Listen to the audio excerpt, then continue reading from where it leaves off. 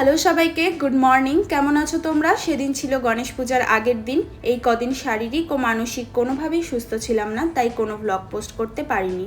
তো যেহেতু আগের বছর থেকে আমি নিজের মতো করে গণেশ পুজো শুরু করেছি, তাই এবারের পূজার প্রস্তুতিও শুরু করে দিয়েছি। সারাদিন ঘরের কাজকর্ম করতে করতে বিকেল হয়ে গিয়েছিল। তারপর একটু ছাতু খেয়ে বিকেলে রেডি হয়ে একটু বাজারে বেরিয়েছিলাম। সামনেই মোড়ে এত সুন্দর ঠাকুরগুলো দেখে দাঁড়িয়ে গেলাম। আমি তো পাথরের মূর্তিতে পুজো করব, তাই ইচ্ছা থাকলেও নেবার উপায় ছিল না।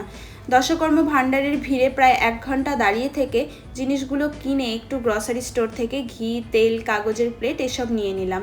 যেহেতু আমার তেমন নিরামিষ ঠাকুরের বাসন নেই, তাই মিঠাই মেড নিয়ে আসলাম ক্ষীরের ভোগ হিসাবে। আর দেখো, শার্ক ট্যাঙ্কে যে এসেছিল চকলেটটা, এটা আমি প্রচণ্ড পছন্দ করি। শিফটিংয়ের সময় এই বইটার ওপর তেল পড়ে এই অবস্থা, কিছুই বোঝা যাচ্ছে না, তাই দ্বাদশ নাম স্তোত্রমটা লিখে নিলাম।